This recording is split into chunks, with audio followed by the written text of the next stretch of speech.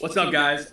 We are pumped to bring back another episode of our big board mock draft stuff. We did one about 2.5 weeks ago. Bring you guys back for the second version, the 2.0 version, if you will. I'm here with Stephen Clark. My name is Dylan Engler. Steve, anything you did fun over the weekend? Anything you want to let the fans know? You have a good week. You have a good weekend. Yep. I coach a high school team. We played in Beaufort.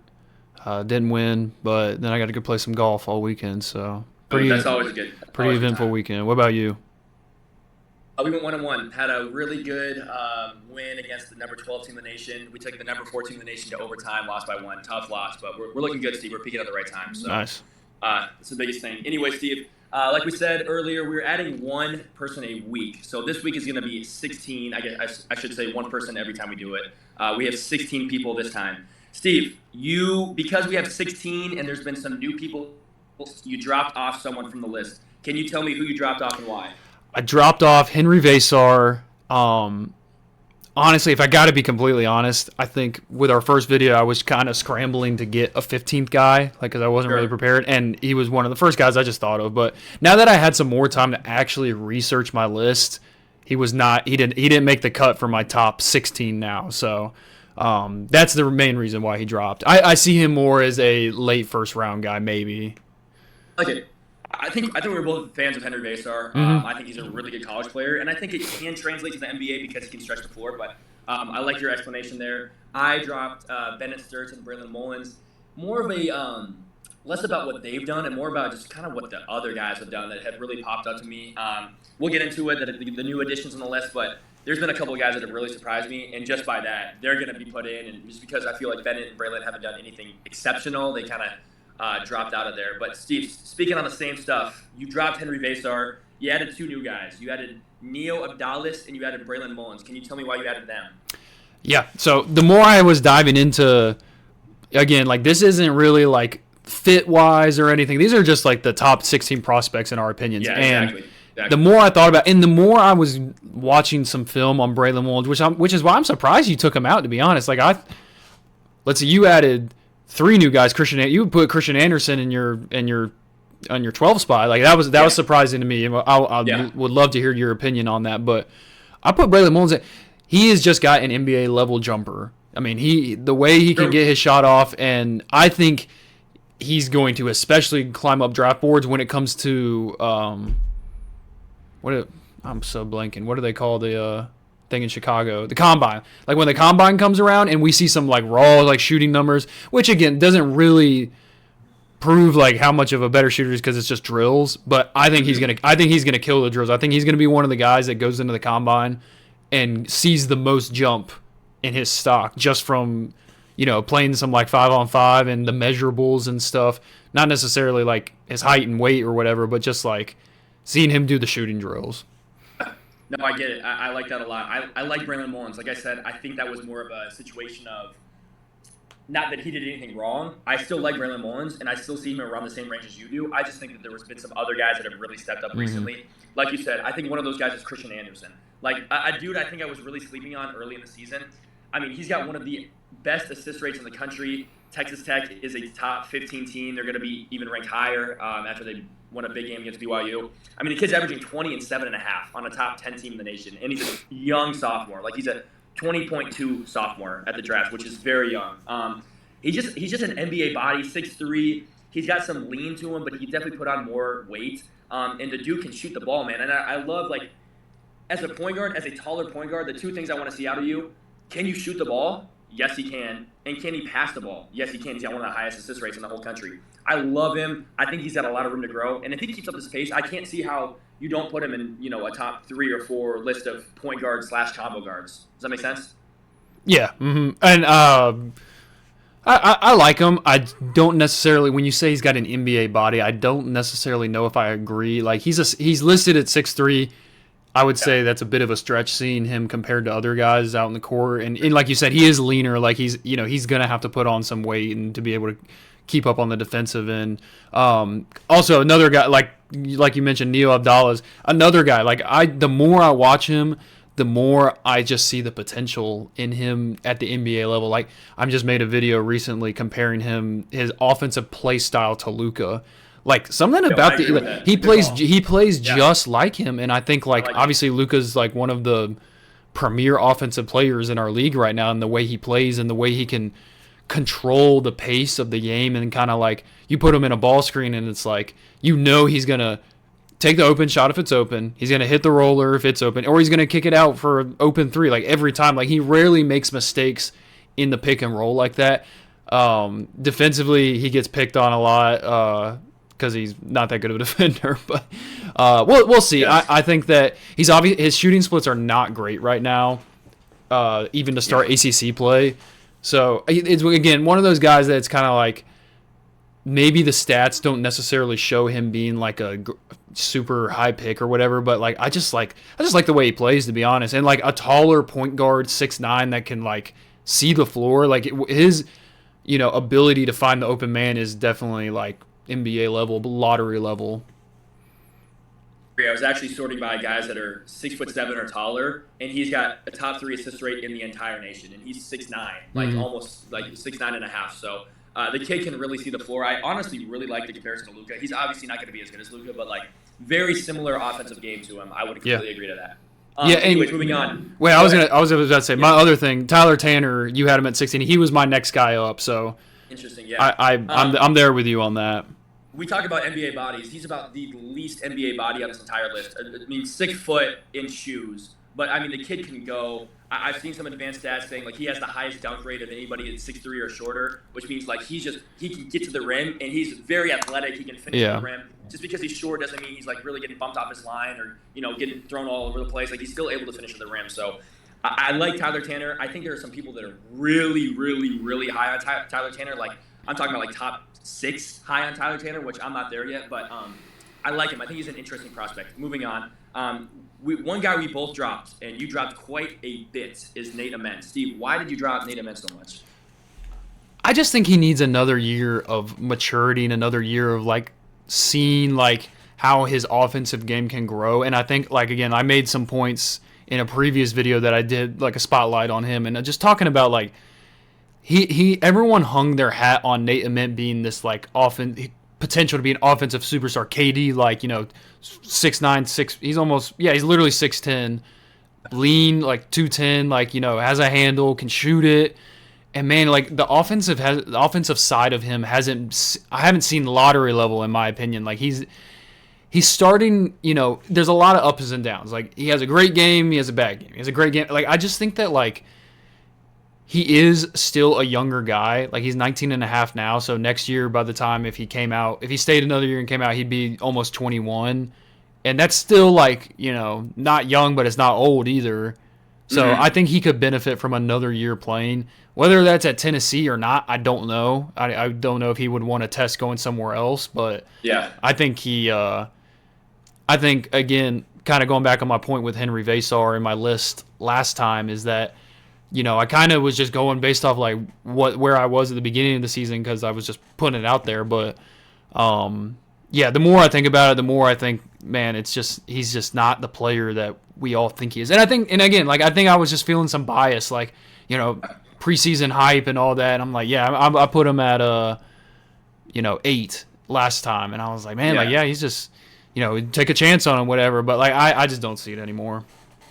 Yeah, he's a very polarizing prospect, I'd say, which is why I'm kind of hesitant to put him in this middle range that I have him. I have him, where do I have him? I have him 11, which is pretty middle to me. I feel like a lot of guys are either, have him 6 to 7 range or like bottom, like, 16 to 20 range.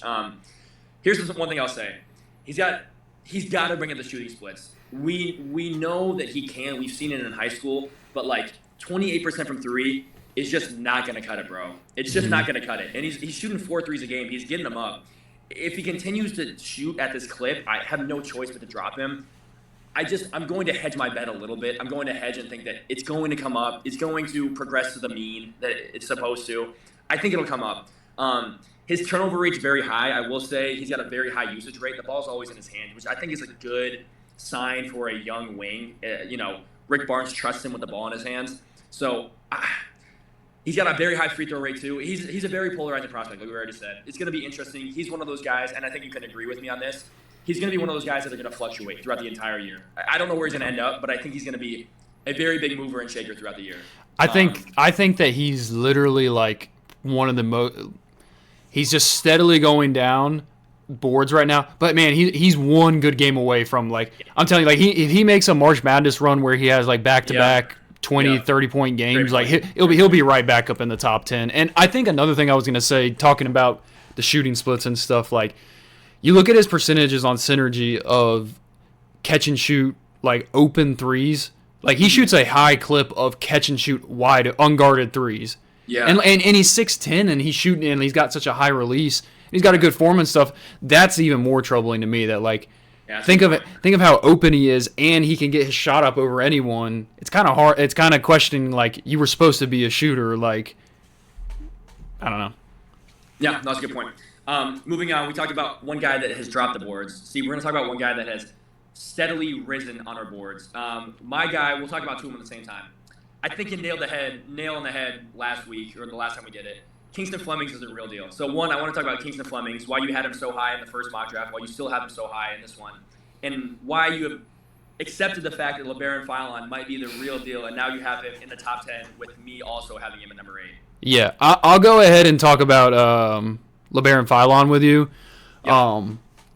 Yep. The more now that I've had some time to really watch some games and get into the film and get into the stats, like LeBaron Philon, like man, like I'm starting to value guys who can do something with the ball offensively. Like too many times they talk about guys like, you know, can they come into the NBA? Can they sit and catch and shoot on a three? Like I'm starting to value these guys that are like they got the ball in their hands. I'll talk about a isolation points per possession data that I sent to you earlier. LeBaron Philon 1.73 points per possession on isolation on 3.5% of his possessions. Like that's incredible.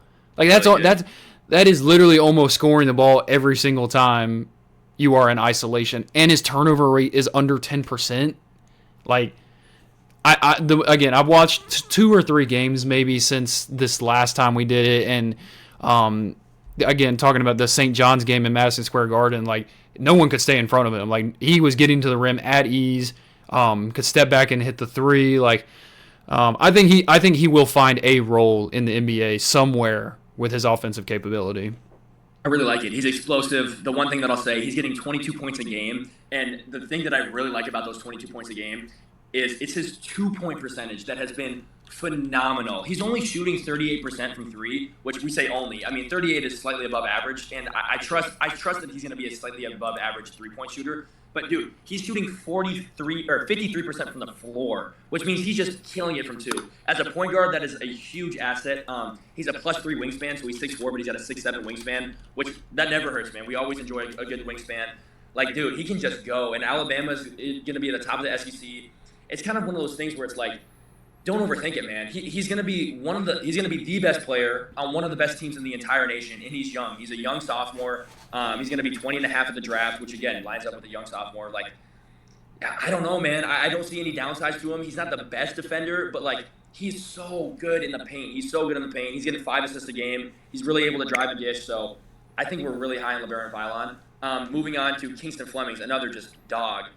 Steve, what do you think about Flemings, man? You had him very high last week. I wasn't there. I had him in my top 10, but I have officially come on to like, okay, this guy's the real deal. Yeah, we talked about him a couple months ago, maybe like early on in the college basketball season. I think that we threw around a possible like John Morant athleticism with a more polished game. Like, yeah.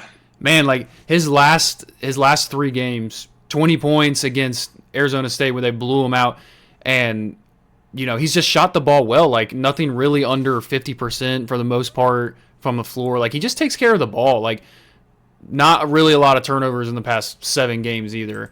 Yeah, just a well-built and athletic point guard, and he really excels like getting to the rim, and he can finish at the rim. So pretty big on him. I think he, out of all the guys in my top 10, he will be one of the guys that it really matters like where he goes. Like if he gets in the right system, in the right, you know, need, like if the need is there for a guy like Flemings, I think he'll thrive. But I think if you get him on a team where they don't need a point guard, he's going to get stashed away, and you won't see the potential.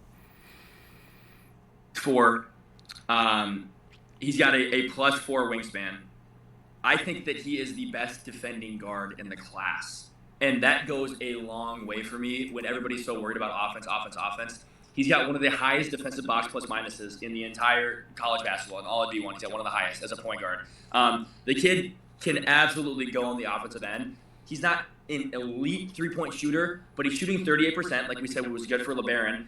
It's not on the same attempts. Like, he's not really pulling. I don't think he's as confident as LeBaron or like even in Holloway, Alabama, for example. But he shoots the free throw well. He's shooting 81% on the free throw line. He's getting 16 to 5 a game. Another thing where it's like, dude, at the end of the year, he's going to be one of the youngest guys, on one of the best teams in the nation, Houston, and he's going to be one of the best players on the best team as the youngest guy. Like, it's just, you just can't overthink these things. And I think his defensive upside is so good, Steve. I think it's one of the best in the whole draft. So I'm really high on Kingston Flemings. I think if he can just keep this offensive, like 16 and 5, I'll take 16 and 5 in the shooting splits if he can be this good of a defender.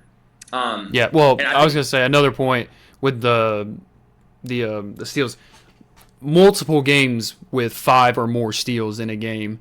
And going on top of that, like just saying like offensive capability is kind of like, you know, he hangs his hat on the defensive end. But offensive game, their last 4, they've played 4 games against ranked teams this year. All 4 games over 20 points, over 50% from 3, over 60% from the floor. Yeah. Like, he really steps up to the occasion when they play tough competition. I think he's a guy you're going to see in March Madness that he's going to make a run and push himself into a top 5 like easily.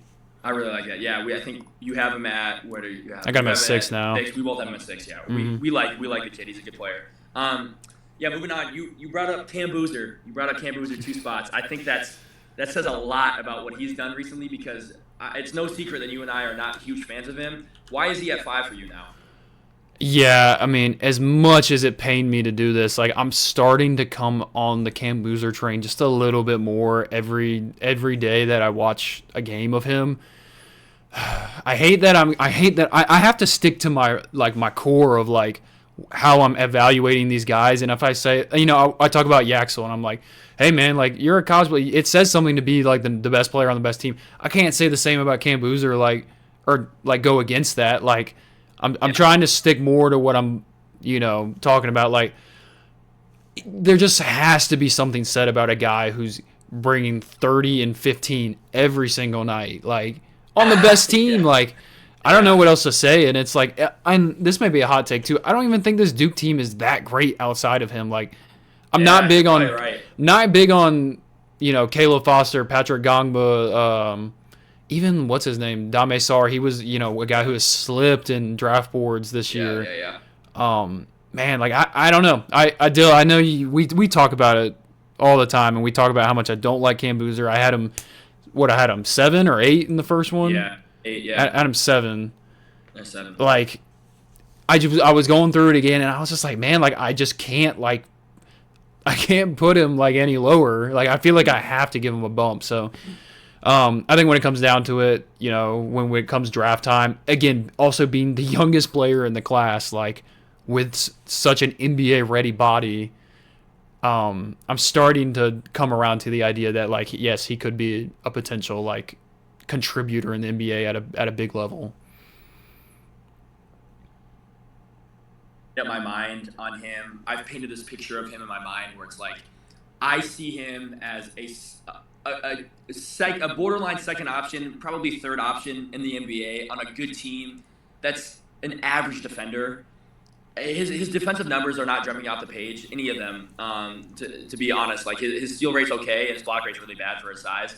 So if I'm thinking that, like where would I feel comfortable picking a 2.5 option on a team that's decent where he's an average defender? I think I'm comfortable picking that 4 or 5. I think that's where I'm comfortable picking that, and I think that he doesn't have a huge ceiling. I don't think that's a secret. I don't think he has a huge ceiling. So, yeah, like I don't think he's ever going to sneak up for either of us in our top 3. I just think our top 3 is so solid, and they're just so special this year that I don't see him sneaking up there. But yeah, I can see him as a solid role player, or a really solid role player at the next level. So I don't know, man. He's another very polarizing prospect, very similar to Nate Ahmet. We're both slightly on the train. We got 1 foot off the train, 1 foot on the train. I don't know how we're supposed to feel on him, but I guess the good news is there's a lot of season to go. But anyways, we have the same top three as we did last season or last time we did this. Talk about a little bit about AJ, Darren, Caleb. Like, what have they done so far? How have they performed? Why have they changed since last week? Well, the reason they haven't changed, in my opinion, is Darren Peterson will continue to be at 2 until he plays like a lot more. Like when I see him start being a little more consistent playing and seeing like, he's on the right track. Like he's starting to play more in Big 12 play, but couple of games where he sits out the fourth quarter and it's a tie game or something. Like, what are we doing? Like, what are we doing? Like, I think give it another week or two, and I'll seriously start looking at Peterson versus Debanza. But we talked about it before. Like Debanza is just you've labeled it. He's the unicorn, and you take the unicorn when you can. Like, I just think like with his size and his fluid offensive game, I just think that like there's the potential's through the roof. Like if he figures out a shot, and I also think there's something to say about just like a mindset. Like when you're drafting these guys, like I think the last guy I can think about like with just a mindset that you're like, yeah, he's a dog. Anthony Edwards, like a guy who who's gonna get after it. Like I think AJ is one of those guys. Like he's a dog. Like he wants to get after. He wants to be good. Peterson to me gives off more of like, oh, I'm just here in a very quiet like. Just go about my business, and not to say like that's wrong or whatever, but I'll take the dog any day of the week. Caleb Wilson I would say I'm pretty secure in my 1-2 right now. Caleb Wilson, I think he's in the tier 2 in my opinion. I think you just said like you have your tier 1, which is the top 3. Mine's just the top 2. Like Caleb Wilson is not in that top tier for me. I think when I see him and Cam Boozer play, against each other for 2 games this year, that will be a huge tell about where I put them. Like if Cam Boozer gives this guy 30 and 15, especially like Duke or UNC being such like a front court heavy team, like that will be a big sign of where to put them. Here's the question I have for you. Let's say we'll put AJ 1, Darren 2, Caleb 3, Cam Boozer 4. Of those 4 guys, which gap is the biggest and which gap is the smallest? I would say the smallest gap is Peterson to Debanza, and the biggest gap is Peterson to Wilson.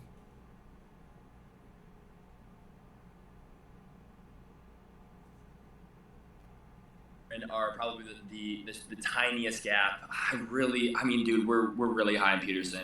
I think he can be really special. I just think there are red flags surrounding his playing time. I'll say the biggest gap for me is probably Caleb Wilson and Cam Boozer, just because, dude, it's just you don't get 6'10" freak athletes to come around that often. I trust that body. I trust the fact that he'll be able to develop somewhat of a jump shot at the NBA level. So, and I like Darren a lot, and I think Darren's gonna be really special. But dude, AJ had his first bad game of the season, I think, and Texas Tech was really physical with him, kind of threw him around a little bit.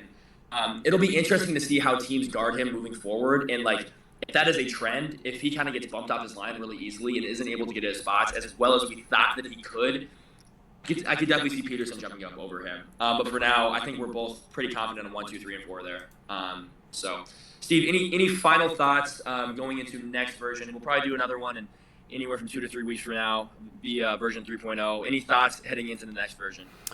No, but there was one more thing I wanted to talk about. I wanted to hear your side on Bennett Sturts dropping out, because I'm big on him. I've moved him up 2 spots to my 10. I think even as an older, he'll be almost damn near 23 when he gets drafted. But like, the more I saw the Big 12 play, and the more I respected Matt Painter having such great things to say about him and just saying like how well he thinks his game. When you hear a coach like that say, hey, he's an underrated player, he's going to do good at the NBA. Like, I think that says a lot, and I think the more he continues to show out in Big Ten play, just makes me want to keep moving him up. Turnover rate isn't where I thought it was going to be. I thought he was going to be literally number 1 in the country in terms of handling the ball, and it's been solid. It's been above average, but I want it like to the fact where he's dominating. I feel like he hasn't taken over a game and really dominated like I thought he was going to. He's been solid. It's no secret he's one of the best transfers in the entire nation, and I think that he's been really, really good by everyone's standards. But if I'm going to draft a guy that's 22, going to be 23 years old, I need you to be dominating. And that's why I think, like, I haven't put Yaxel in my top 15, top 16, because I don't think Yaxel's been dominating. I think Yaxel's been really, really, really good. But I'm talking about, like, you have 4 years over these guys. You need to be dominating the competition. And I do think Bennett Sturts has been one of the best players in the Big Ten, but I don't think he's been dominating. And until he starts dominating, I just can't see myself putting him up there. Interesting. And when you said you talked about turnovers with him, you said that was a problem with him. I think that they're above average. I think that they're solid. I don't think that they're the best in the country where I expected him to be. Well, I'm gonna go back to that isolation points per possession data sheet. Number one, he's number one out of a list with Michael Brown Jr., Darius Acuff, Yeah, Keaton Wagler. 0%. I know. 0% on 1.4. He's second out of that list in points per possession off isolation on the third highest usage too. I'm with you. But like his overall turnover percentage, I think is a little bit high. Not just his isolation turnover percentage. So, that's the beauty of the draft boards, man. You agree to disagree. The beauty of the mock drafts. Yeah. Anyways, we're like I said, we'll have another one in 2 to 3 weeks, Steve. I really enjoy doing these. Next week we'll have 17, not 16. So we'll have a new edition. Maybe it's Bennett Sturts, man. We'll never know. So I guess we'll know in 3 weeks from now. But always fun doing these, Steve. Yeah, it'll be fun. It'll be fun doing this in 2 to 3 weeks, like I said. And until then, we'll be studying, man. We'll be grinding. We'll be watching some fun games. And always fun, Steve. Always fun. Appreciate you, Dill. Appreciate you, Steve. We'll talk to you guys later. See ya.